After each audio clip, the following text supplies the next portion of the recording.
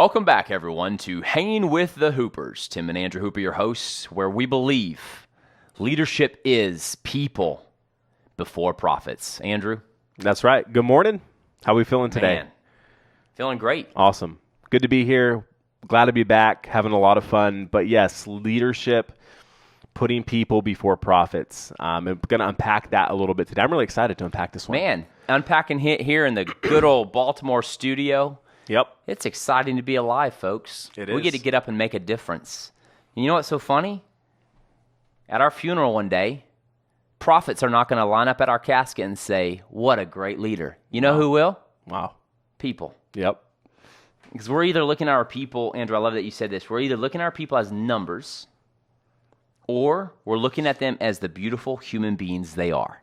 That's right. And, we've, again, as a leader, if you're managing or leading people, there's always a struggle, right, in our minds because there's a bottom line, there are deliverables, there are metrics, there are things that we want to hit and things we want to accomplish, right? And especially, I think this episode will really apply to folks who lead within an organization. Correct. Right? Manage a P&L. Manage a P&L, manage people, maybe you report to somebody else as well. Sure.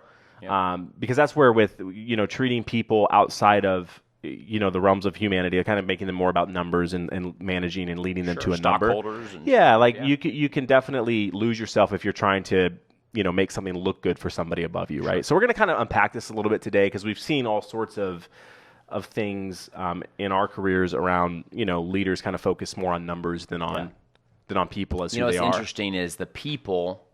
And real quick disclaimer, guys. We're not some faction of a socialistic party somewhere. Okay, we're here in America, and we believe in the capitalistic system, but we also believe there can be corporate greed, and corporate greed can run away. Yeah. We can treat people poorly, and we all have worked for those corporations at some point in our life, or maybe we did a stint somewhere or an intern somewhere, which is a horrible culture, and you really did feel like a number.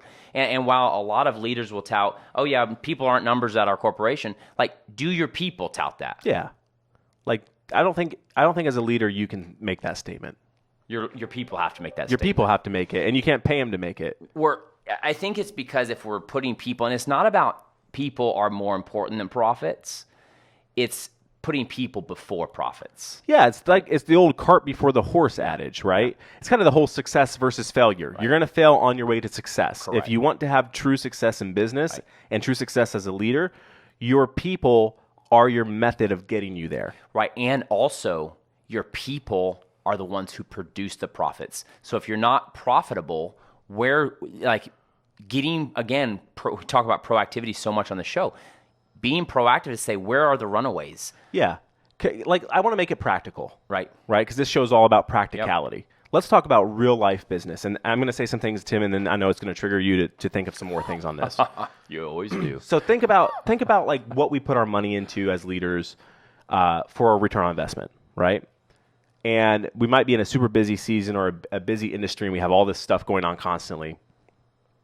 And we think the best use of our people as resources, right, for our business is plugging them in, and they're constantly working. Well, when was the last time as a leader you gave your people dedicated time for their professional development? You gave them dedicated time to work on their mental health. Yeah.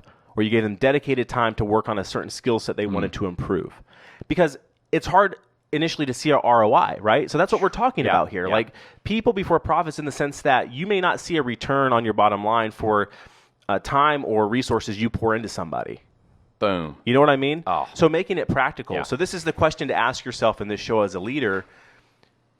Do I know my people well enough to know where they have gaps and things that they are wanting to work on, personally, professionally? And then do I give them what they need to be able to do that? Do I invest in them? Because I believe that if we look at people before profits, then we start respecting them in a whole new way. And we see them as having so much potential and start taking our leadership, I think, to the next level of accepting this responsibility. Again, the divine responsibility leadership is, and the show talks about, of unlocking that potential within them. And I think that that's key. And Andrew, it's a long play. People before profits is a long play. Yep. It's also the companies who go good to great, Jim Collins talks about this. They are figuring out. They're constantly analyzing. Do we have the right people on the bus? Do we have the right people in the right seats of the bus? And they're investing into their people. Right. People that are invested into both professionally, personally, the relationships. Right. They may work less in the sense of time spent working on the tasks and responsibilities of the job, but they're going to produce more. Well, it's like, think about it. If you're a tractor, I don't know why I just brought a tractor other than the fact I mean, that we grew up on a farm. I was like tractor. Tim just had a nightmare. I chased him in a tractor one time. I'm sitting here in Baltimore, this really slick studio, and I'm like, tractor. She thinks my tractor's sexy or something. Maybe Something it's like a that. country Yeah, song. little Jason Aldean, Kenny Chesney. I don't know. But, hey, that's for you, Lisa. But here's the thing, right? You have a tractor, you have a piece of equipment, you have a saw, right? Stephen Covey talks about sharpening the saw. You can sit there. We just stopped by Tractor Supply and picked up 2 18-inch chainsaw blades. Why? I've got about 5 trees to take down this weekend. And you think about it, I could stand there for an hour with the saw blade I have now, or I could throw this new saw blade on. It'll take me about 15 minutes to get it aligned, get it tightened the way it should be. But I'll spend about 15 minutes cutting the tree down. So all in all, my saw, and the other thing is the engine of that saw, trust me, in 15 minutes of putting a new saw blade on, in 15 minutes of cutting down the tree, the engine will be better for it because it didn't have to work as hard, crank as hard, and I was not sitting there breaking my back, getting frustrated for an hour trying to saw down on this tree. So that simple, stupid analogy, right? Makes a lot of sense. Right? Or changing the oil in your tractor, putting the hydraulic fluid in the tractor. Remember we broke the whatever it was because we didn't have enough hydraulic fluid in the tractor, and so every time the scoop came down, won't tell anybody what was in the scoop. Yeah, we don't. Horse we won't go there.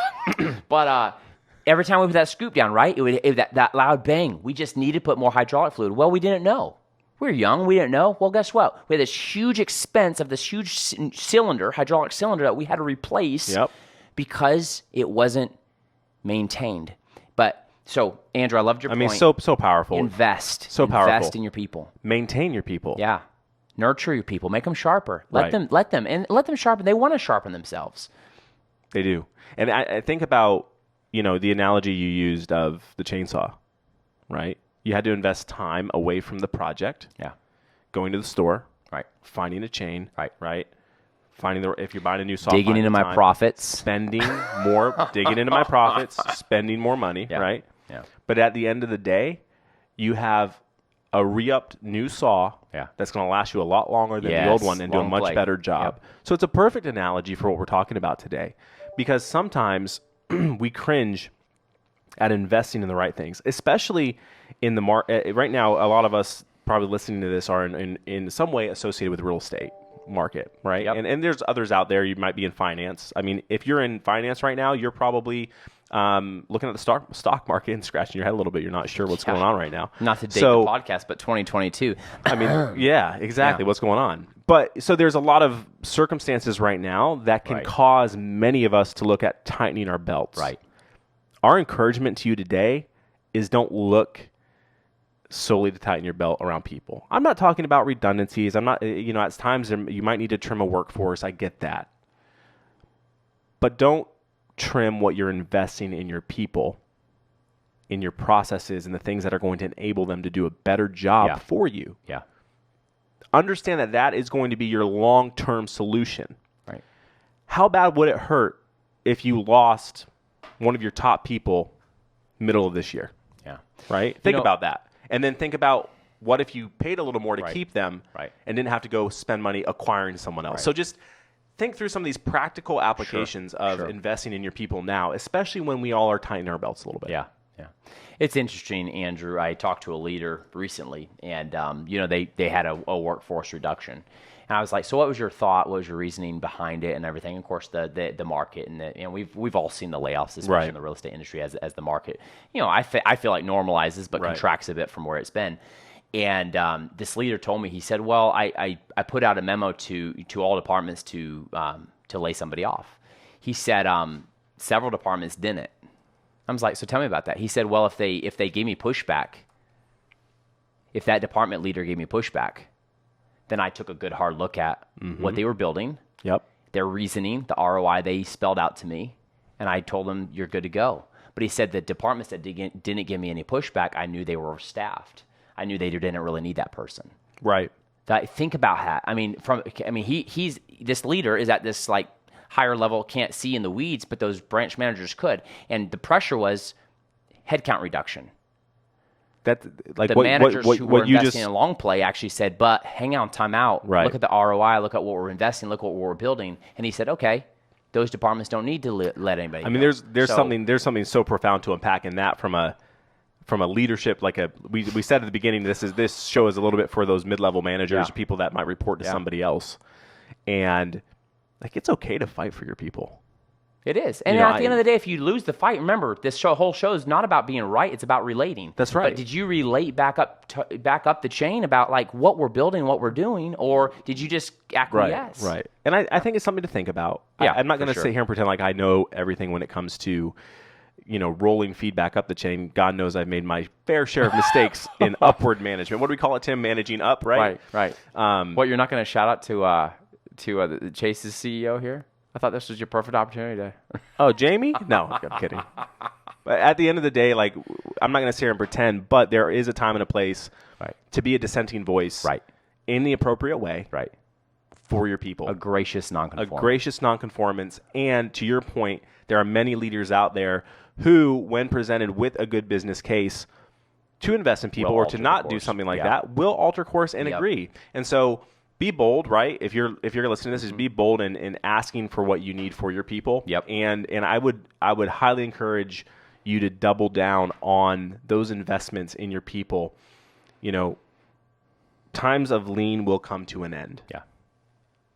The world has been cyclical for years, right? I don't know what the term. I think it's like every 2 to 3 years there's a cycle, right? Yeah. So it's going to come back, and at that point, have you invested in? Are you positioning yourself to come back stronger? Yeah.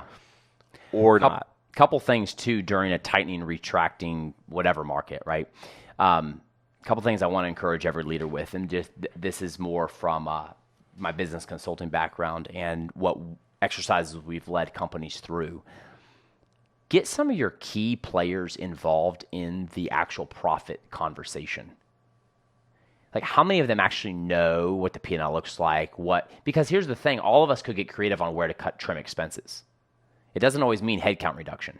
Like, if all of us knew that we were all fighting to save somebody on the team that's really making a difference, right, Andrew? Yep. It would literally, all of us could get creative. It would change the game. Hey, why don't we just cut that expense for now, for the next quarter? Why don't we trim over here? Why don't we do less here, less there? And we all come together to trim expenses. So include more of your team in lean times in the profit conversation. Again, 100%. People before profit. Right. So don't hide that. I worked for a corporation in the past where they made the numbers very transparent with frontline leaders and even the employees. Do it. Not out of fear, not out of like, they're not coming from a point to try to scare people like you're going to lose your job. Correct. But anyone in the organization could have a great idea. Yes. Or say, well, we spent a lot of time doing this. Yeah. We spent all this money on X. Right. What about this? And it could be something you hadn't thought about. Yeah. And so looping everyone into the process is going to allow you to just generate and think about the engagement that drives with your team. Absolutely. Like the worth, they're going to feel like a shareholder and a stakeholder in that company because you've taken their opinion and you've listened. And from the two aspects of growing your business,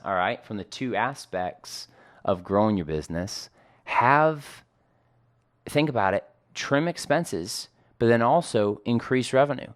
Have you gone to your frontline manager and say, hey, what opportunities do you see in the marketplace right now? Right. What opportunities do you think we have to capture right now in the lean time? Because you'd be surprised some of the feedback they're getting. And so make sure you're taking advantage of that. Put your people before profits. We are all in business to make a profit, but our people are who have gotten us here and who will take us to where we want to go. They really will. Again, we're not talking about anything new today. It's just a good reminder. Yeah. Right. And ask yourself that question, right? Are my people a part of my solution to the bottom line? Yes. Right. And am I investing in them and positioning myself to be able to capture more market share? Absolutely. I mean, that's what it's all about. Boom. People before profits. Hey, lean in. Our LinkedIn profiles are in the show notes. Connect with us there. Send us a message. What did you think about this? What was something that maybe triggered inside of you or a thought? Send it in. This show is about inspiring action by first provoking and sparking. I like the word sparking better. Sparking thought. So lean in. Send us a message. We love you guys. Hey, remember, leadership's about relating, not about being right. Boom. Love you catch us next guys. week. See you soon.